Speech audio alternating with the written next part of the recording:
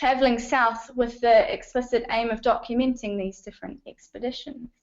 So it's the only continent where those first human interactions with the place were recorded photographically and rapidly distributed to a large reading public back home as well.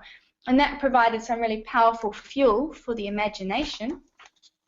Also provided a really good selling point for newspapers and magazines. So they appeared in those magazines. And this relationship between explorers and the media has been really close right from the heroic era, from the turn of the 20th century. And one example of that features this gentleman here, Karsten Borchgrevink, with his Southern Cross expedition. So that was actually financed by a press baron by the name of George Nunes. So he got exclusive news stories and images for his magazines and newspapers. Borchgrevink got the ship, got his men, so it worked out well for both of them. But it's important too because it was in the pages of this kind of media, so Nunes's magazines and newspapers being an example, that the first adverts that featured Antarctica also began to appear as well. And this is one example. So this is an endorsement for his master's voice, product endorsement, and that appeared in the Strand magazine. So one of Nunes's magazines, it appeared alongside Scott's diaries. So the first time that these diaries were published, telling the story of an explorer who didn't make it back from the South Pole, the first time they appeared to the public in this magazine, there were adverts relating to that in that same publication. And if you look as well at the positioning of the dog there, it's really done on purpose, this photography, mimicking that logo of the record company. So even over 100 years ago, these explorers really understood this concept of product endorsements, taking images for the sponsors as well to be used later on. Now these kind of endorsements, so directly saying this product was used in the Antarctic, they've continued up till the present day. A few more examples from the heroic era for you right here as well. But in the meantime, there have been several other tropes or ways of thinking about Antarctica that have emerged as well.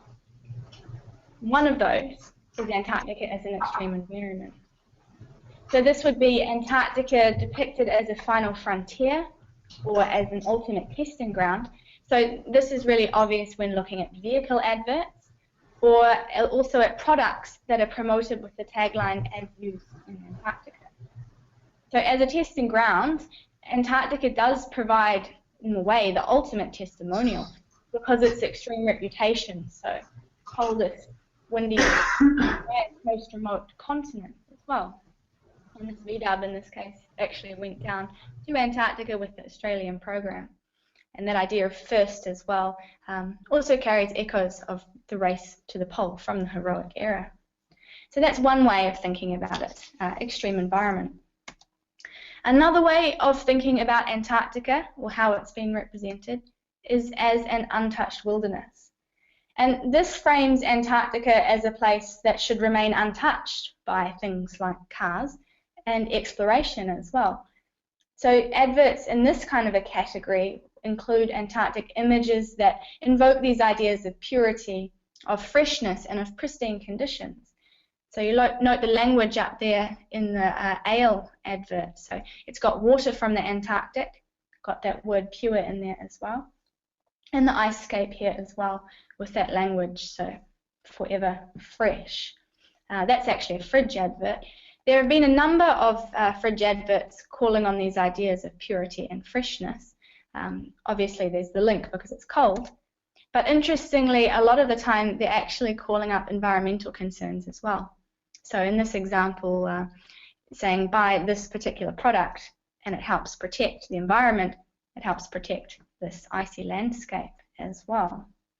And that's an example that comes through in the last ad I'm going to show you just now as well. And that's when we think about Antarctica as a fragile climate, or even a fragile climate indicator, so climate change.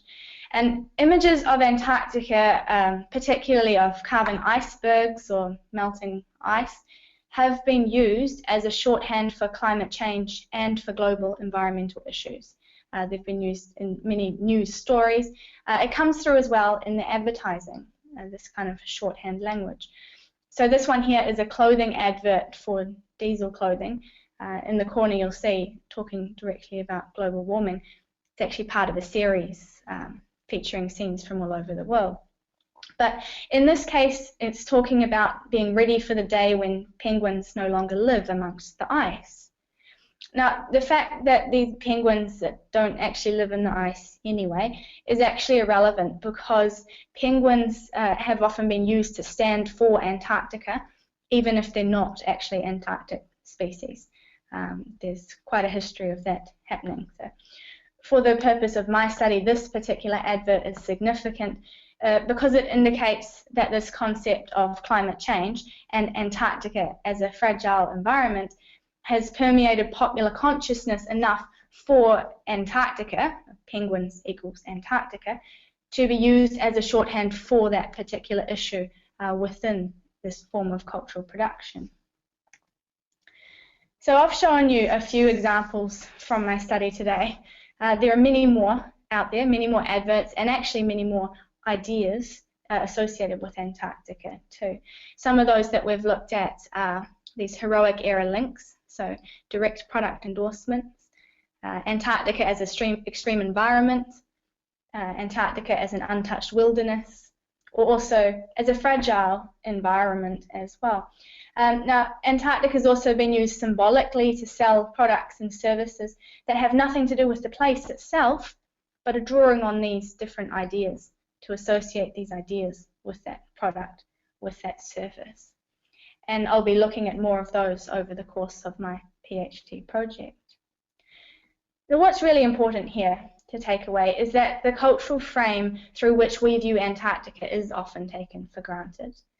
But actually that's a frame that helps us to shape our values, to inform our representations, and actually has a direct impact on the ways that we interact with that place as well. So that means that the commodification of this iconography of Antarctica, or in other words, how Antarctica has been used in adverts to sell different products, is an area that's really ripe for more thorough examination. And if you do come across any more adverts that feature that kind of ice scape, that word Antarctica, those penguins, anything Antarctic related with advertising, I would really like to hear from you.